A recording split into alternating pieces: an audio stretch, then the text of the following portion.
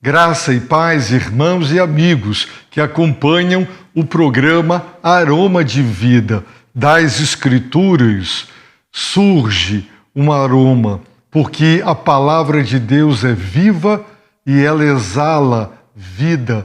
Palavra da vida, aroma de vida.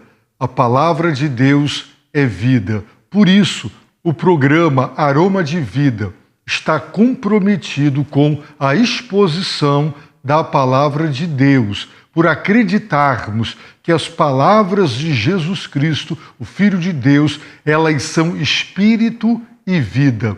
E esse Senhor esteve sobre todos os apóstolos, o seu espírito os guiou, movidos pelo Espírito. Eles registraram a revelação de Deus de um modo inerrante, infalível, e nós cremos absolutamente suficiente. Por isso, nós cremos que as Escrituras são inspiradas por Deus e nós devemos nelas, e somente nelas, fundamentar toda a nossa fé, todos os nossos valores, toda a nossa conduta, toda a nossa vida.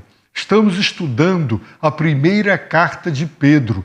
Já completamos o primeiro capítulo, 25 mensagens que você pode acessar na playlist Aroma de Vida no canal da igreja no YouTube. Estamos agora estudando o precioso capítulo de número 2. E nós já temos aprendido que o apóstolo Pedro, como sábio construtor, ele começou expondo a doutrina da salvação.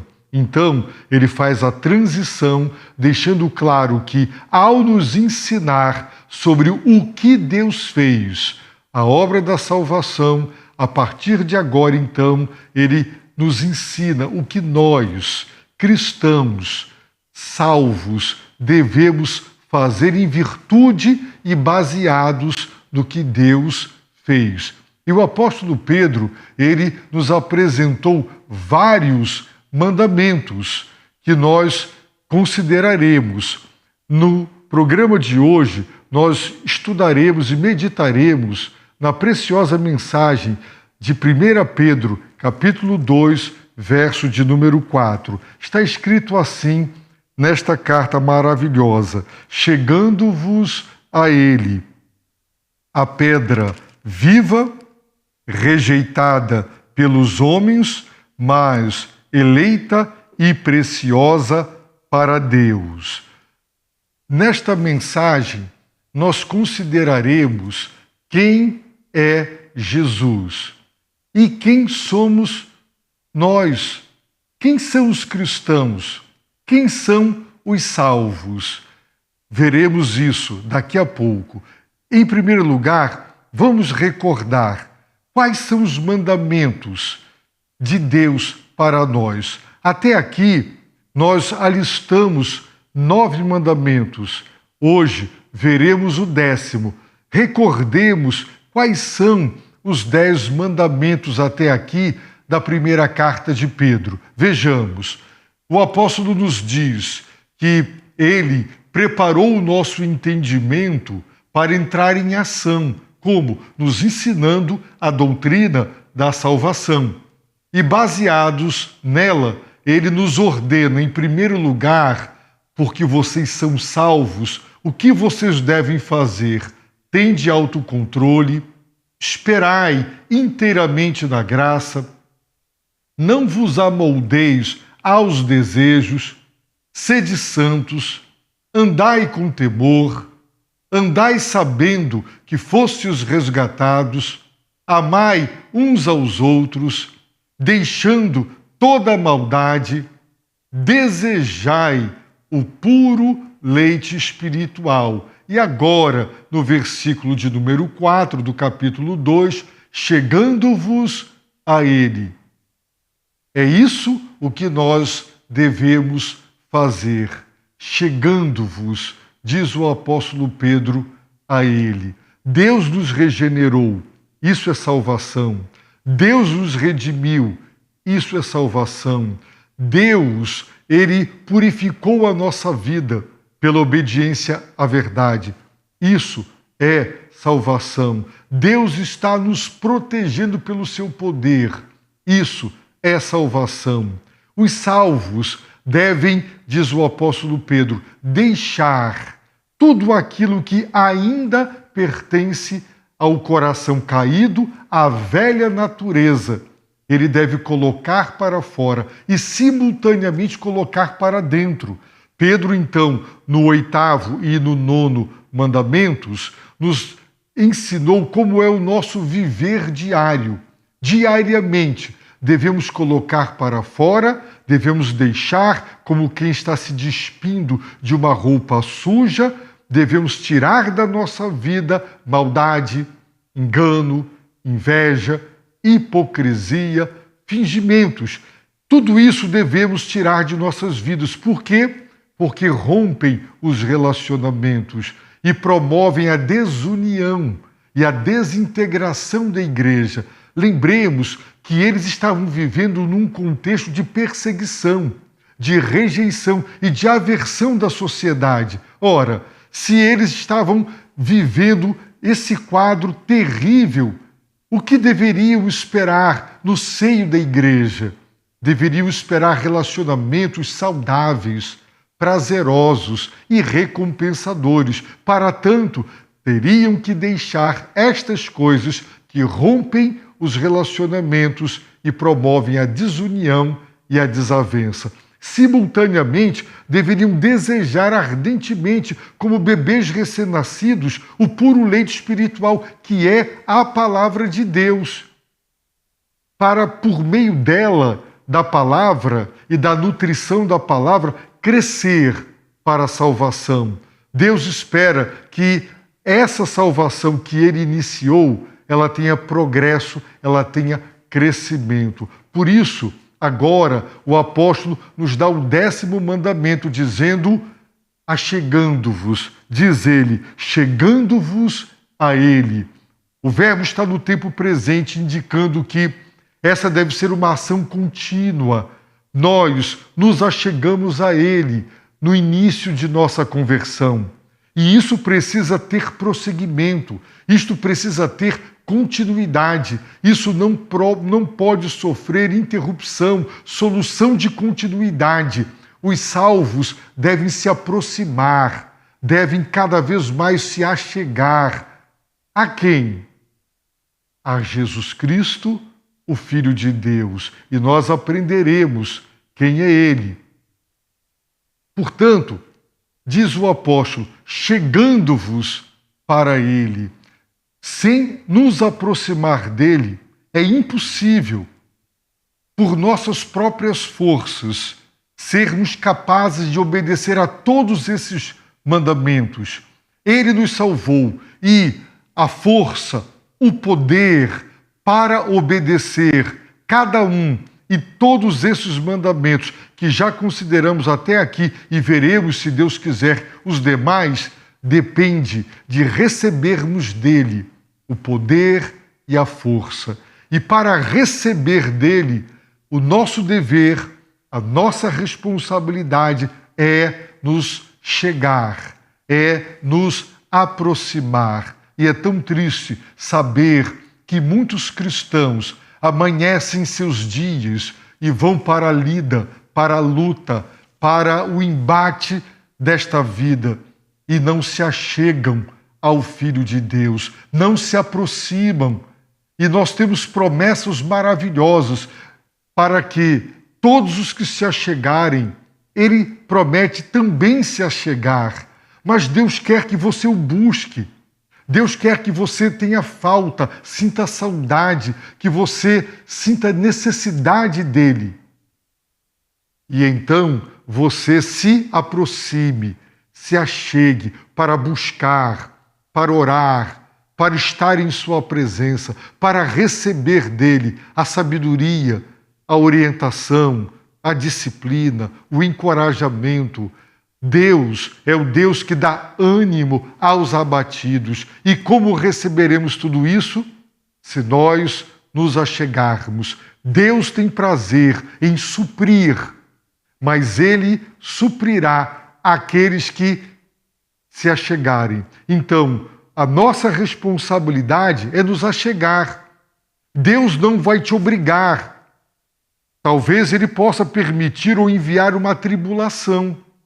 Porque quando os cristãos sofrem, então eles se aproximam. Será que nós só nos achegaremos, nos aproximaremos dele, se movidos a chicote, a tribulação, ou nós o amamos e queremos nos achegar a ele?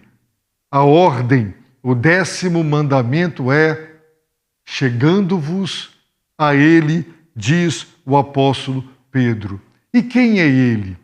Quem é Jesus? No versículo 4, nós temos uma resposta. No versículo 5, que veremos depois, nós aprenderemos quem somos nós, os cristãos. Essa pergunta é fundamental e ela precisa ser respondida.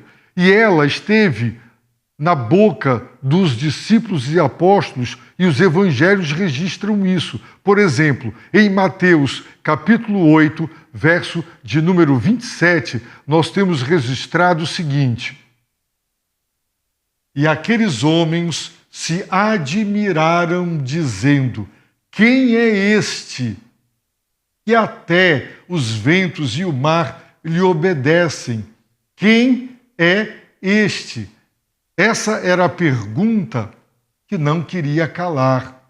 Quando Jesus multiplicava os pães, quando ele realizava sinais, prodígios e maravilhas, ficava claro que ele não era um homem comum. Ele era ser humano, homem, sim, mas ele era mais do que homem. E essa era a pergunta: quem é este? E o apóstolo Pedro, no capítulo 2, verso 4, ele nos responde dizendo: chegando-vos a ele, a pedra viva, a pedra rejeitada pelos homens, mas a pedra eleita e preciosa para Deus. Vejamos esta ilustração para deixar claro e nos ajudar a compreender melhor. A pergunta é: quem é Jesus? E a resposta do apóstolo Pedro é: Jesus é a pedra. Observem o artigo. Ele é a pedra. Ele é a pedra viva. Aqui é um verbo, a pedra que vive. Mas essa pedra viva, ela foi rejeitada pelos homens. Mas essa mesma pedra que vive e rejeitada pelos homens, ela é a pedra eleita, eleita por Deus. Ela é também e simultaneamente a pedra preciosa para Deus. Portanto, quem é Jesus? Ele é a pedra viva, ele é a pedra eleita, ele é a pedra preciosa para Deus. Este versículo é fabuloso. Sabe por quê? Porque aqui nós temos duas opiniões, duas avaliações, dois exames e o resultado dos mesmos. Para Deus, Jesus é a pedra viva, eleita e preciosa, na sua avaliação, na avaliação divina. Na avaliação dos homens, Jesus é a pedra, diz o apóstolo, rejeitada pelos homens. O verbo rejeitar, ele é significativo. Ele significa rejeitar depois de examinar. Então, primeiro, a pedra é examinada, ela é avaliada.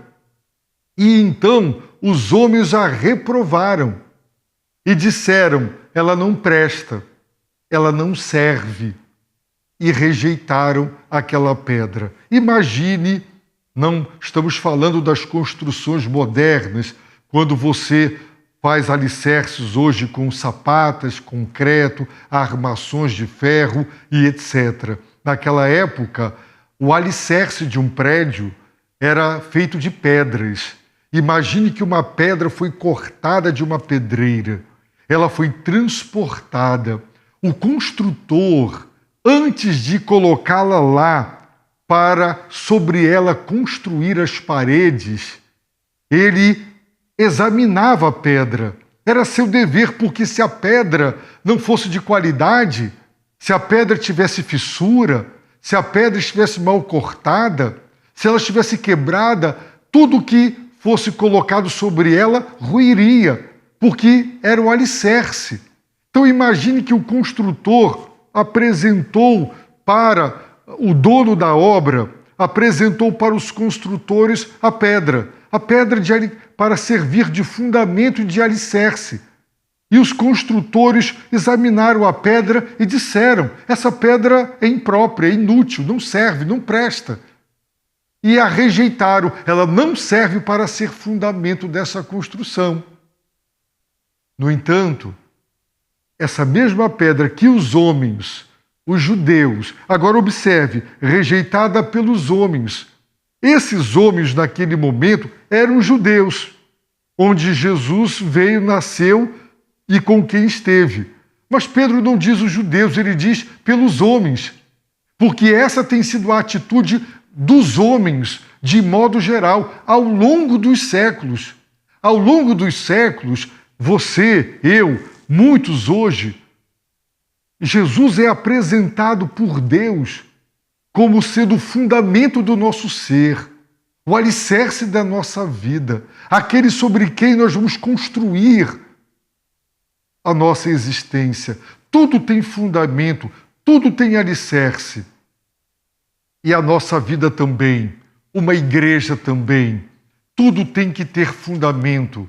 E Deus apontou o seu Filho, Jesus, dizendo: Ele é a pedra eleita, Ele é a pedra preciosa. Na avaliação divina, ela foi aprovada depois de testada. Ao invés de ser rejeitada, a pedra foi recomendada por Deus. Deus está dizendo através do Evangelho: Jesus é o fundamento da vida, é o fundamento do ser. Construa a sua vida sobre Ele, sobre Jesus Cristo. Mas você e tantos outros, eu, quantas pessoas examinam o Senhor Jesus, seus ensinos, sua divindade, sua pessoa, e diz: não, essa pedra, esse fundamento não serve, não presta, é inútil, não quero construir a minha vida sobre este fundamento. Eu rejeito Jesus como fundamento do meu ser, da minha vida, da minha existência. E vão procurar outros fundamentos e vão construir sobre eles para depois se decepcionarem. Muitos não nesta vida, mas ao morrerem, quando descobrirem que construíram suas vidas, suas famílias, sobre alicerces que são verdadeiros pantanais, aí se darão conta de que Jesus, sim, era o fundamento do ser e da vida, mas ele foi rejeitado pelos homens. É muito interessante porque esse título de pedra, ele era usado no Antigo Testamento para se referir ao grande eu sou, ao Senhor Deus, Jeová, Yahvé, Javé, conforme o nome hebraico. E este título, agora, ele é atribuído a Jesus, porque o Novo Testamento, os apóstolos reconheceram a divindade de Jesus. Ele é o Senhor, ele é chamado de Senhor nesta carta, porque se atribui a ele divindade. Vejamos em Deuteronômio, capítulo 32, verso 4. Moisés diz: Ele é a rocha, suas obras são perfeitas, porque todos os seus caminhos são justos. Deus é fiel e nele não há pecado, ele é justo e reto. No Salmo 95, nós somos exortados a louvar a Deus e o convite é: vinde, cantemos ao Senhor com alegria. Quem é o Senhor? cantemos com júbilo a rocha da nossa salvação.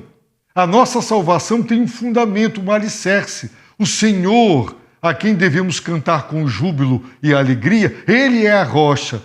Toda e qualquer pessoa que é salva, ela é salva e a salvação tem um fundamento. E o fundamento é Deus. Ele é a rocha da nossa salvação. No Salmo 118, verso 22, nós temos: a pedra que os construtores rejeitaram, essa se tornou a pedra angular. Observaram? Esse é um texto messiânico. Jesus falou para os seus discípulos após a ressurreição, abrindo-lhes o entendimento para que compreendesse tudo o que estava escrito a respeito dele, na lei, nos profetas e nos salmos. E aqui nós temos no Salmo 118, verso 22, uma palavra messiânica. Ela está se referindo a Jesus. E Pedro, o apóstolo Pedro, ele recorreu a este salmo, ao Salmo 118, 22, para dizer que a pedra que os construtores rejeitaram, toda a liderança judaica, o povo judaico que não se converteu, eles rejeitaram a pedra e ela se tornou a pedra angular. Nos próximos versículos, Pedro falará mais do papel de Jesus como a pedra angular. Observem que o próprio Jesus, em Marcos, capítulo 12, verso 10, cita essa passagem do Salmo 118. Jesus perguntou e disse: nunca lestes esta escritura? A pedra que os construtores rejeitaram tornou-se a pedra angular? Lemos também em Atos dos Apóstolos, capítulo 4, verso 11, o próprio Pedro, o escritor desta carta, ele que ouviu do Senhor Jesus a citação do Salmo 118, ele mesmo disse: este Jesus é a pedra rejeitada por vós. Quem eram o vós aí? O sinédrio, os construtores, a liderança judaica, os construtores, a qual foi colocada como pedra angular, disse o apóstolo Pedro. Então, quem é Jesus? Jesus é a pedra escolhida, eleita por Deus o Pai, pedra preciosa aos olhos de Deus o Pai, pedra que o próprio Pai apresentou aos construtores, dizendo: fundamentem suas vidas sobre ela. Essa pedra, ela é alicerce sólido, pode construir o maior de todos os prédios. Ela suporta. Construa a sua vida, construa a igreja.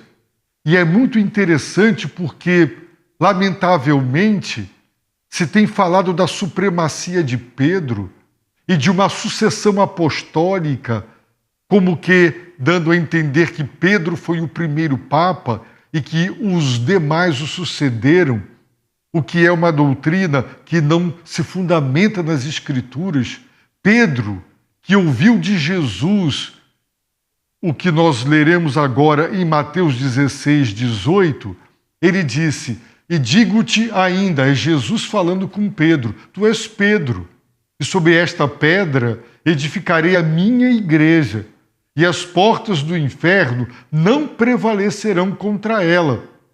Observaram?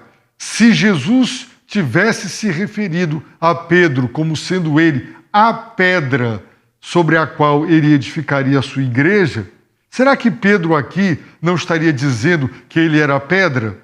Pedro se apresentou como o apóstolo de Jesus Cristo, como dentre os discípulos escolhido para ser apóstolo.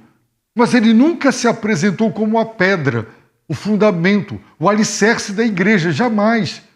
E agora ele faz questão de citar o salmo que ele ouviu dos lábios do Senhor que, diante do sinédrio, aquele Pedro covarde que negou Jesus, agora cheio do Espírito, e diante do sinédrio dos 70 líderes judaicos, era uma espécie do Senado judaico, por analogia, e ele ousadamente diz: ele, Jesus, este Jesus que vós crucificastes, ele é a pedra que vocês, os construtores, rejeitaram. Então Pedro não se apresenta como a pedra. Ele apresenta Jesus como a pedra. E observem que ele disse: a pedra viva. No grego é um verbo. A pedra que vive. É muito interessante porque no capítulo 1, o apóstolo Pedro, quando fala de Jesus, fala da aspersão e do sangue. Portanto, ele já estava apresentando que Jesus morreria. Nos é dito no versículo de número 3 que Deus nos regenerou pela ressurreição de Jesus Cristo, também afirmando que esse Jesus, cujo sangue foi derramado, e os cristãos são aspergidos e devem obedecer, ele ressuscitou dos mortos. Pedro já tinha dito que nós somos resgatados, redenção de uma vã maneira de viver pelo sangue. Jesus é apresentado como cordeiro sem mácula e sem mancha. E Pedro diz que este sangue foi conhecido na eternidade, mas ele foi derramado na história quando Jesus se encarnou. Ele ressuscitou. É por isso que nós lemos no livro do Apocalipse o seguinte: eu sou o que vive. Quem está falando é o próprio Jesus. Eu sou o que vive. Fui morto, mas agora estou aqui, vivo para todo sempre. E tenho as chaves da morte e do inferno. Ora, a igreja estava adorando o Senhor Jesus. Aquela igreja perseguida pela sociedade, rejeitada, que os ameaçava, suas vidas estavam sendo ameaçadas. Pedro diz: ele é a pedra que vive. Não é uma pedra morta, não é um alicerce de concreto, não é uma pedra material. Ele é a pedra que vive. Por isso Deus nos regenerou para uma viva esperança. A esperança para a qual Deus nos regenerou é viva porque Ele é vivo e tudo o que Ele prometeu está de pé. Por isso a esperança é viva, não é esperança morta, porque quem prometeu vive. Jesus é a pedra, é o fundamento da igreja. Ele está edificando a sua igreja sobre a pedra, sobre Ele mesmo. Ele é simultaneamente o alicerce sólido, o fundamento firme da igreja. E Ele também é o construtor.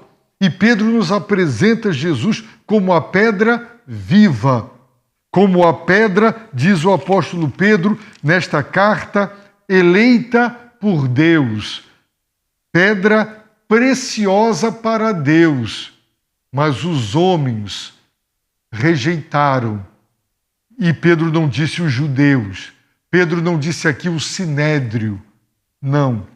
Pedro disse rejeitada pelos homens. Diante de Jesus, ou você ouve o evangelho, a recomendação de Deus dizendo a cada um: Jesus é o fundamento do universo.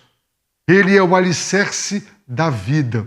Ele é a base sobre a qual a vida deve ser construída. A família, tudo repousa sobre ele.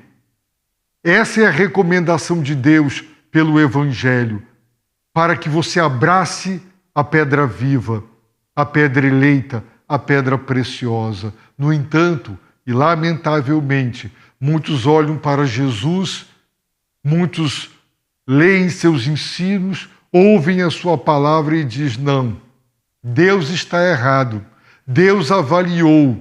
Já imaginou o construtor dizer para o dono: você me trouxe essa pedra, quem compra, quem fornece o material de construção para o construtor é o dono da obra. Imagine que os construtores dissessem para o dono de uma obra: você mandou cortar esta pedra da pedreira, transportá-la até aqui, porque você avaliou, mas a sua avaliação estava errada. Na sua opinião, você, depois de examinar, você aprovou. Mas em nossa avaliação, nós os construtores, ela não presta, ela não serve. É o que muitos dizem. Eles olham para Jesus e o examinam e dizem: Deus está errado. Ele não está certo.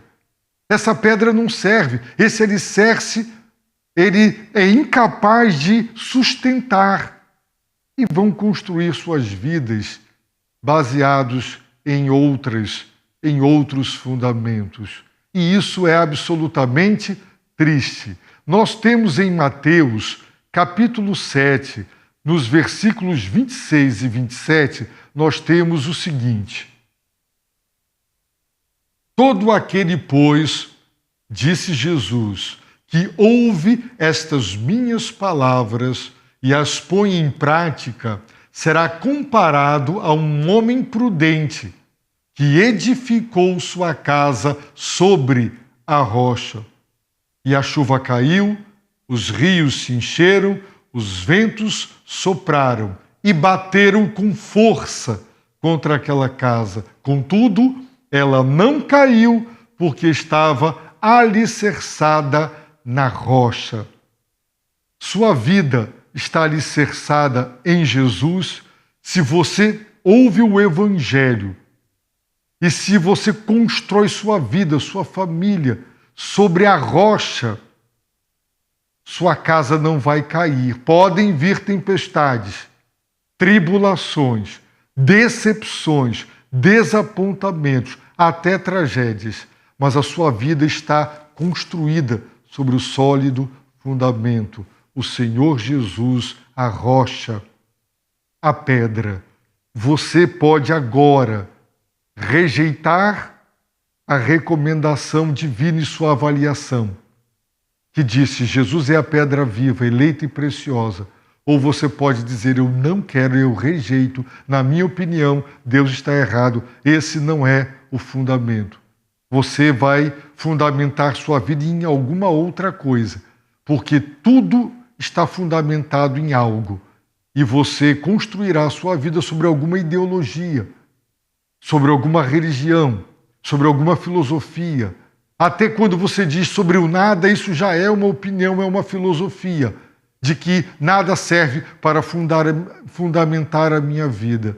Mas ela não sobreviverá às intempéries, aos ataques, às chuvas, às enchentes, às correntezas. Ela vai cair. No dia da morte, você poderá descobrir: eu construí a minha vida sobre um pantanal, sobre a areia, está caindo e sendo demolida, porque eu rejeitei a pedra viva, eleita e preciosa. A minha oração é que você conheça Jesus, a pedra viva, eleita e preciosa, e que você o aceite como seu Senhor e Salvador, e que você possa construir sua fé, sua vida, sua família, tudo que você é, sobre esse alicerce sólido. Você não se decepcionará. Jamais sua casa, sua vida vai desabar. Esse fundamento é firme e sólido, é seguro, é confiável. Que Deus te abençoe, rica e abundantemente.